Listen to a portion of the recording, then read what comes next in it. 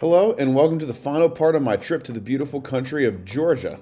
This will simply cover my days in the capital of Tbilisi, and it'll start with the Tbilisi cave town after leaving off at Gori. So let's jump right into this. So I just paid my ticket admittance, and here we are. Looks pretty cool from down here even. We're gonna take a minute and go up and explore in just 5 minutes.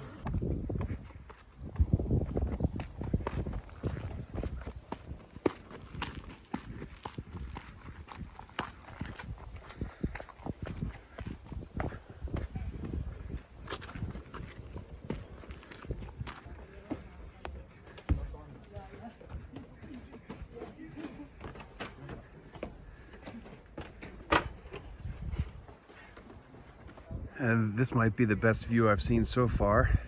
Apparently this used to be pagan. That's how old this city is. Again, I say city with air quotes, but Georgia was a very pagan area before Christianity arrived to it. Can't really tell in this frame, but the Kura River does run down there, which goes all the way into Tbilisi. We'll be seeing Tbilisi again soon. Hey, there it is. There you can see the Kura River. Oof, gonna get sunburnt out here.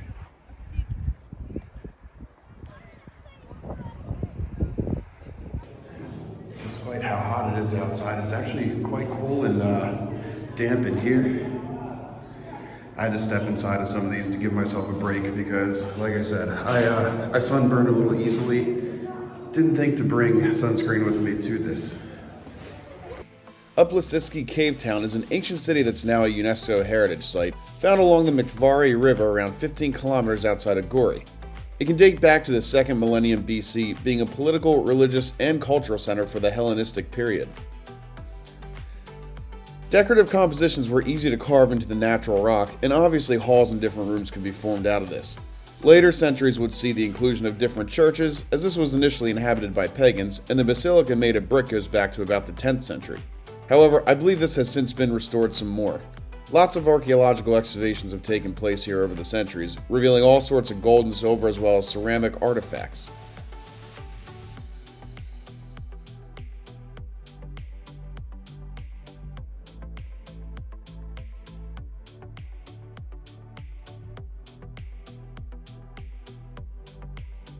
And here's the apartment for my last 3 or 4 nights. Technically 4, I guess, but I'll be leaving in the middle of the night Thursday, so we'll say 3.5. Quite cozy, as you can see. Full bathroom. And we'll get a look at the outside courtyard as I go fetch my bags. This is quite a narrow staircase and a long one, but gets the job done, I suppose. And we step out to another one. To the courtyard. Somewhere out here, there should be a dog from earlier. His name is Otto. I guess he went inside. So we're gonna kick off the last couple of days here in Tbilisi. I'm on my way to get something to eat. And there we have it, the Friendship Bridge going right over the top of the Kura River. Kind of reminds me a little bit of the Danube, although not quite as big as the Danube when going through Budapest and Hungary. Gonna be honest, there is an awful lot of people in here, especially coming up this way when people would stop to take a picture in the middle of the walkway. Kind of annoying, but oh well, the show must go on. Got ourselves a musician right next to us.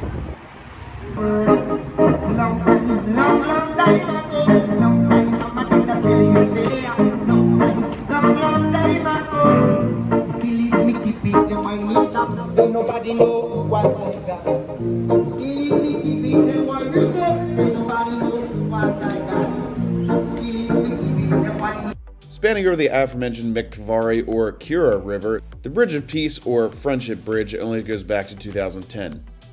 It was actually designed by an Italian architect, and the steel and glass curve gives it a very modernist feel. It connects Old Tbilisi with Reich Park, which we'll see in a second, and one can get a very solid view of the city's landmarks standing over this.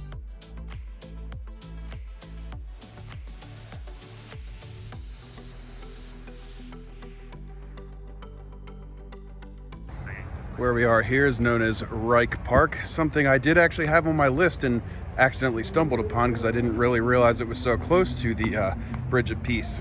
So yeah, I'm very hungry and we'll keep looking for food in a second, but I figure we'll stroll across this and check it off, and I'll take a minute to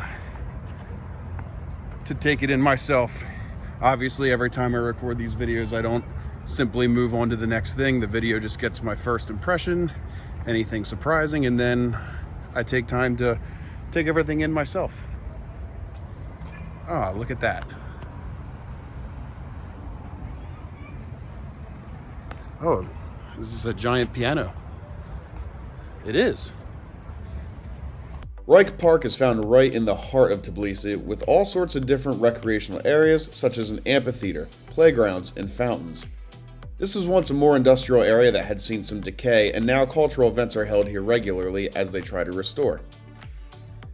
Similarly, it's also known for its transportation hub, which includes a cable car that runs to the historic district of the Old Town. What's more is the cable car is very cheap and gives an awesome view of the city, be it daytime or nighttime.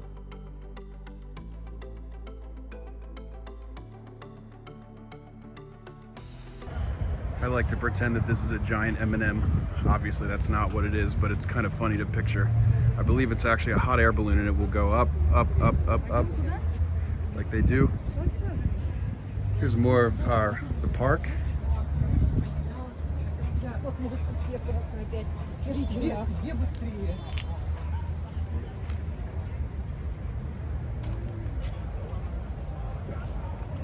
I definitely like this bridge a little bit better. There's far fewer people on it and you get a nice view of the other bridge. Looks like we're hitting the big districts here. This is pretty nice too.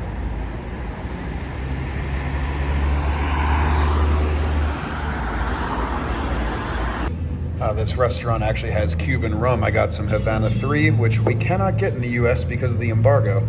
If you haven't watched my video in Cuba, go give it a look. It's a little old and different compared to what I do now, but I just wanted to say a cheers to that.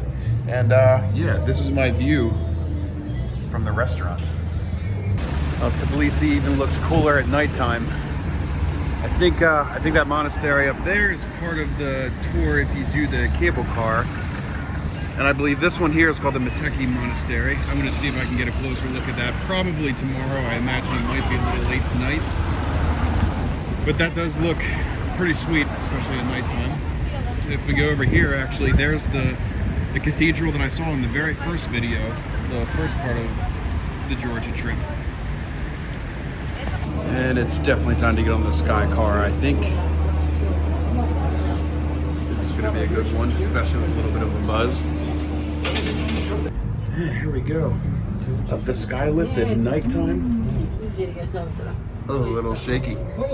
It was very cheap to take the Sky Car and very much worth it because once you get up here, you get this absolutely gorgeous view of all of Tbilisi.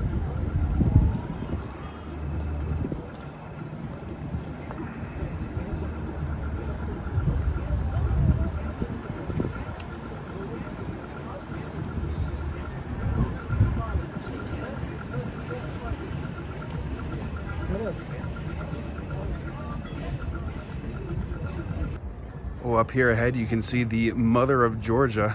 That's definitely something I've had in mind for the rest of the trip. We're gonna go get a closer look at that. Wow, okay, it's very difficult to tell from here, so maybe I'll get a zoom in from earlier. But basically the Mother of Georgia has a sword in one hand and a glass of wine in the other.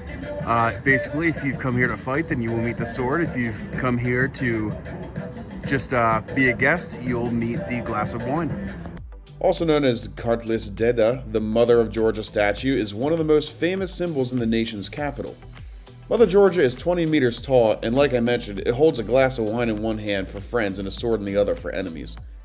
She looks over the entire city up on Sololaki Hill, dating back to 1958, which marks the 1500th anniversary of the city.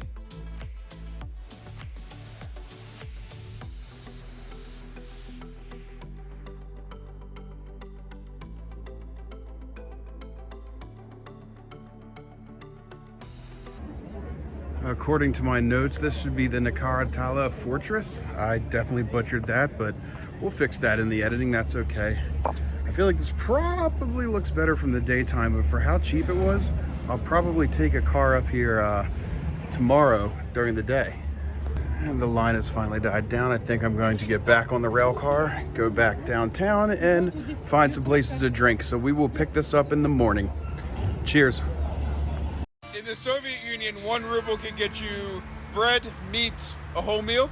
Okay. Milk. Yes. Oh, milk. Bread. Yes. In a 1 ruble. 1 ruble. 1 ruble. Bread.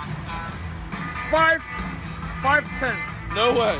But it's on the Russian language kopeki. Kopeki. Karpeki. Got it. Kopeki. Korpeki. No, not kopeki. Kopeka. Kopeka. Korpeka. Yes. Bread. Milk. Meat. Cheese. Sausages. For 1 ruble. Yes. All right, here we are in the next morning for another little taste of some Soviet history. We're actually going to go to Stalin's secret printing house, which was started obviously in the times of the Russian Empire. So let's go check that out. Of course, on the way there, I had to stop for an energy drink that you can only get in Europe. The hell, again.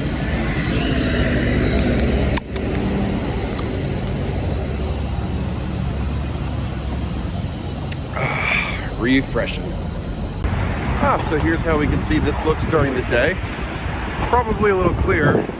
Maybe I'll stop and take a look at this on the way to the Stalin printing house. Makes sense since it's on the way. And this is rather neat. It looks like you can actually go down to the moat.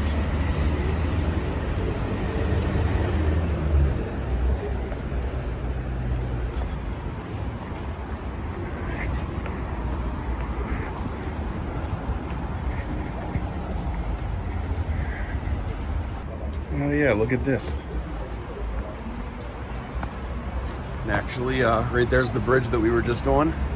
Nice, you can see the sky cars. Oh, step down. Oh, and up top, there's the Mother of Georgia, which we also got close to last night. I believe to get up to the actual monastery, you have to go around. There wasn't a way up there. Also, this looks a lot nicer during the day. Here we go. I was indeed correct. Just walking around got you to the entrance of the monastery.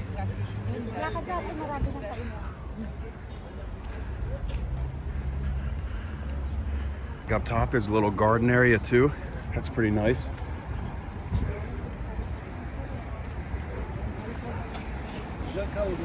And there's the river once again. River Kura runs through all of Georgia. And I believe it actually connects into Azerbaijan, Turkey, and maybe Armenia. I know that it empties into the Caspian Sea, which is pretty cool. Meteki is another ancient historical district of the country's capital, and this church was built in the 6th century, serving also as the king's residence. The statue that you can see in front of it is that of the king, Vakhtang Gorasali. It has seen much damage in many battles, including attack by the Mongols in the 13th century.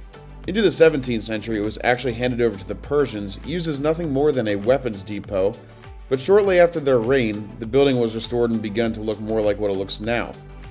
As the Russian Empire took control, it was again repurposed for a 2-story prison, being surrounded by barracks. This would last all the way until Soviet rule, when these barracks were demolished. The church itself was almost demolished, but it was met with extreme opposition, so it remained mostly inactive until recently. They didn't want me to video inside, understandably. Very much worth a stop. And we will continue making our way to Stalin's printing house. See what else we can find on the way. This is neat. I didn't want to actually stop for lunch today, but I could grab I believe this is another type of hachapuri at a little Georgian bakery. This only costs 350 lari, which is probably about $1.20 in US dollars. So that's nice. And it looks like we are indeed approaching Stalin's underground printing press up here on the left. So let's check this out. Hopefully I can actually record in here, unlike at the actual Stalin Museum. Something tells me this is definitely it.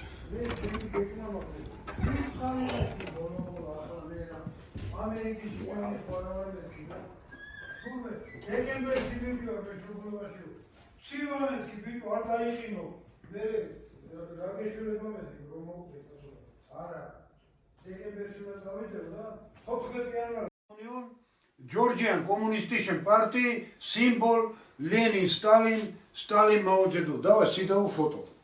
Please. Sure. Come. Oh, the well. Come. Free air, Young Stalin, revolution, сидову и underground.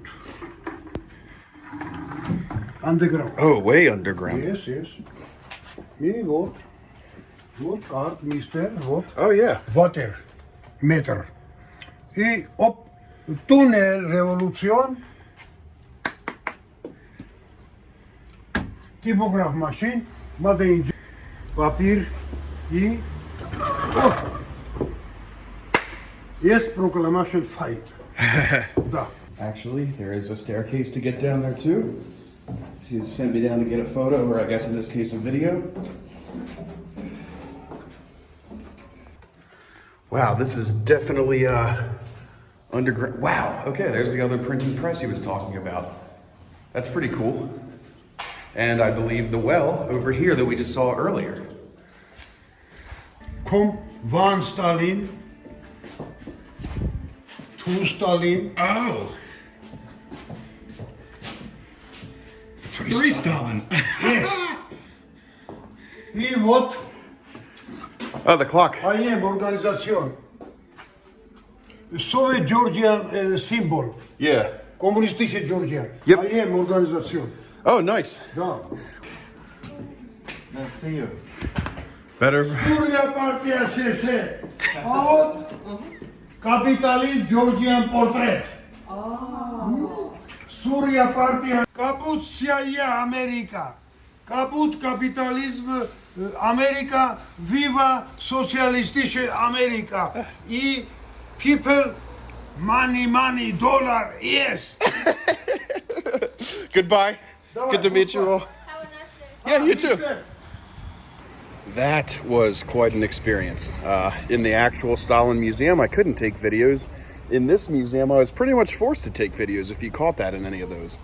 Anyway, I feel like to close off my little Soviet experience, I gotta go find one of those markets that has all the old Soviet nostalgic items like records and coins and stuff from the time. So I'm gonna go ahead and seek that out now. Oh no, that's pretty cool. Death Metal Fest in Tbilisi.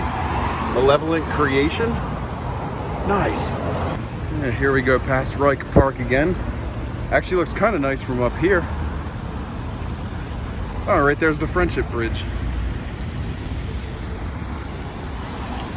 Here's where we were last night. I believe the Ferris wheel that gives you a view of the city is way up here by the Soviet-themed, well, not Soviet-themed, Soviet-built amusement park.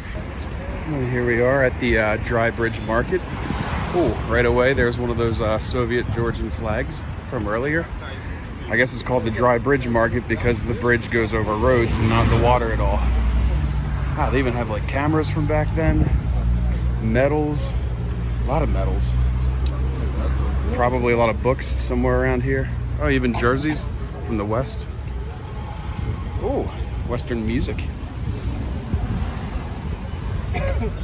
More medals and pins.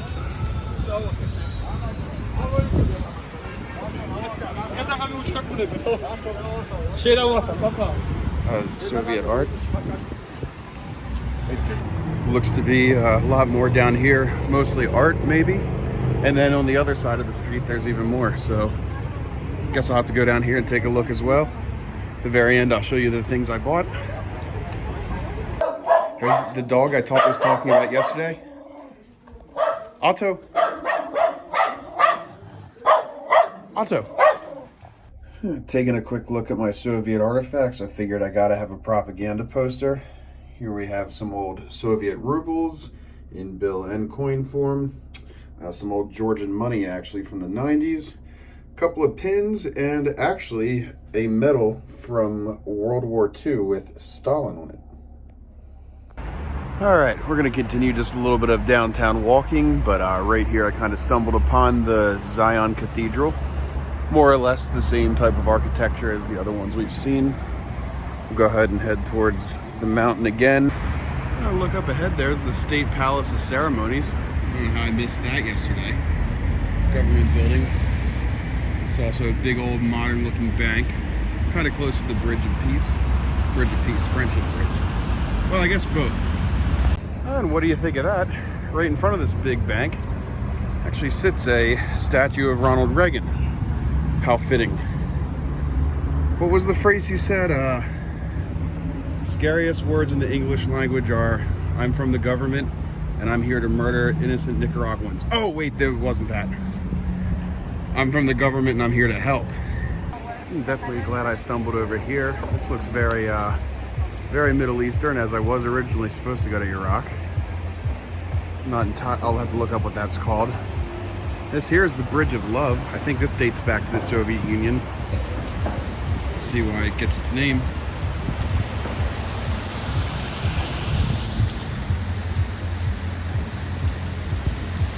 And some mineral baths. Yeah, those are an old classic. There's another bridge with a whole bunch of locks. A whole bunch of bridges back here too. Oh, there's the waterfall. I actually looked that up earlier. And here it is up close.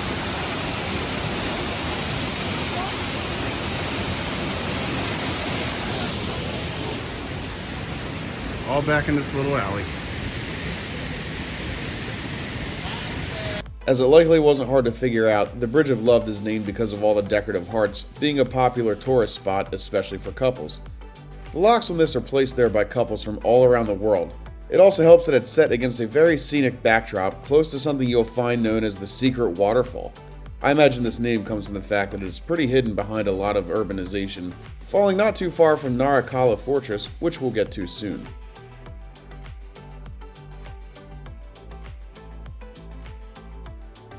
This is a soup called harko, which I got for a little early dinner. It's basically a beef and vegetable, or maybe it's beef and chicken soup, traditional in Georgia, and I have more king kali on it.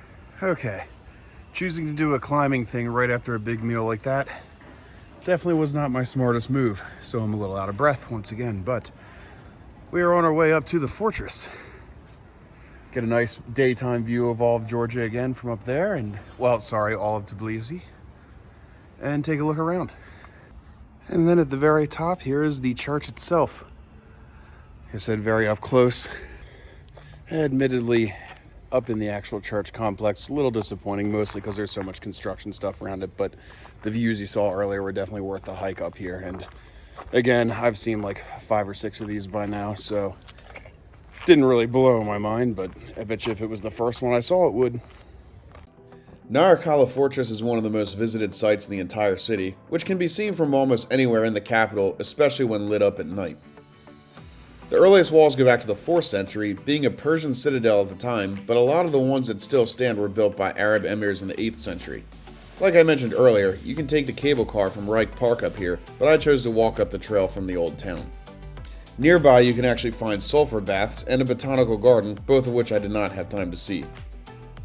The church up here is called St. Nicholas Church, and the inside is full of frescoes that show different historical stories from the Bible and from Georgia.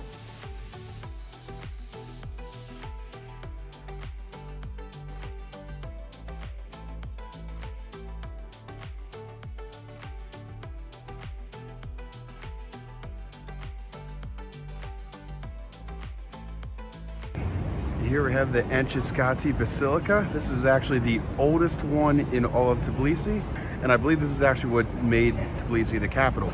It has obviously been occupied a couple times, once by the Ottomans, was once part of Turkey, but yeah, this is very old. We're gonna go ahead and take a look. There was actually active services going on in there. I had some chanting. Obviously I couldn't take a video on the inside, but here on the outside,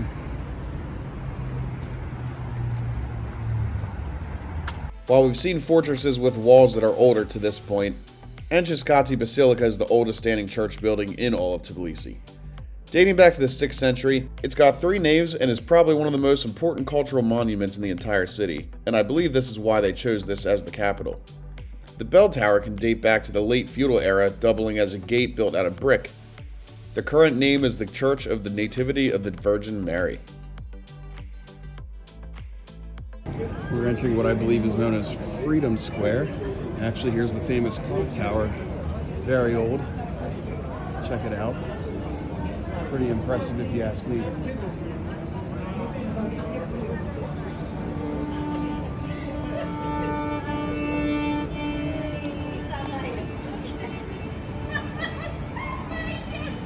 So this is actually known as the Leaning Clock Tower, which stands adjacent to a puppet theater. It seems that I was incorrect in assuming this was old, as it's only actually been around since 2010, so they had me fooled.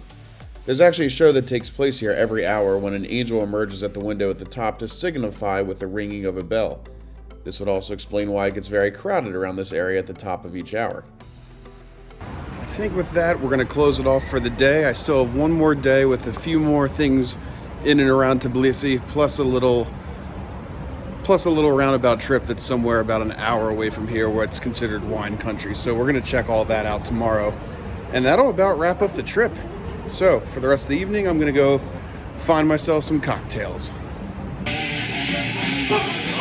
Inside your brain, pressure you stall begins pushing through your eyes, burning flesh, driven away, like the heat burns in your body, plus the boil.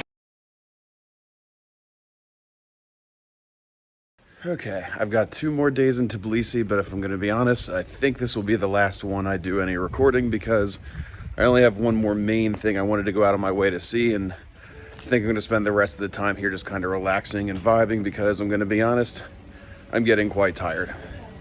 I got to find myself some water first and something to eat. I might have went a little hard last night, but show must go on.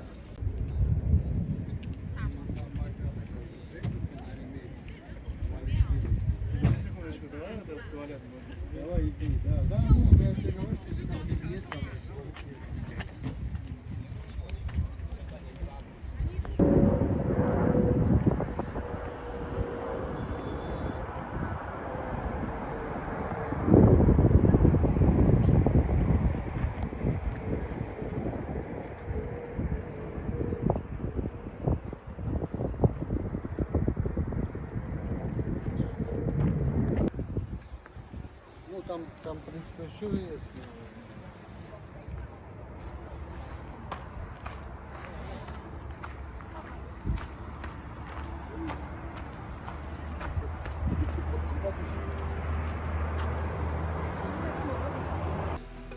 The city of Mitsketa is very close to Tbilisi and didn't take long to reach as it was just outside of the capital.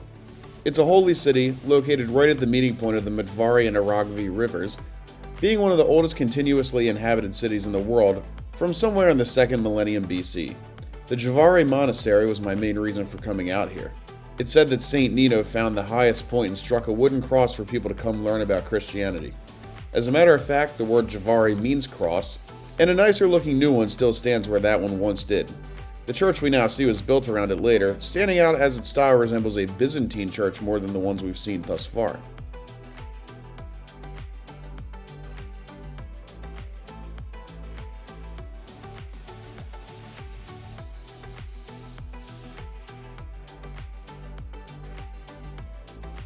So I found this kind of on random. This is the Ujarma Fortress, and honestly, I just needed an excuse to come out to the wine region. I'll probably get myself some dinner and have some wine in the wine region later. But yeah, about hour and a half outside Tbilisi. More just something to do while I'm here.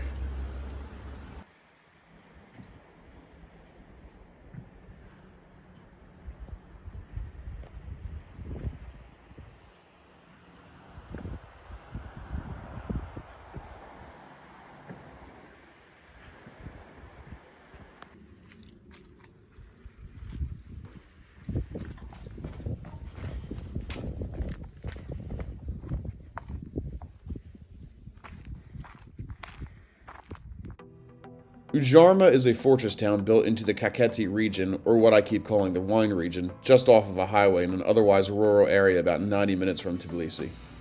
It was built in the 3rd century, once a royal residence for kings, including the aforementioned King Vaktan and his son, who were said to be the last ones to live here. This played a crucial role in defending from the Arab and Persian invasions, housing the royal treasury in the 12th century. If you haven't noticed a pattern, it started to see a decline after the Mongol takeover, as it now mostly sits in ruins, save for the sanctuary that sits inside.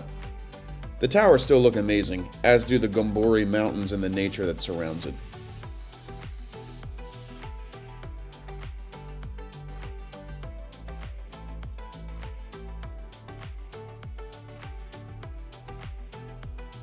Literally the very last thing I had on my list was to check out the Soviet-era theme park.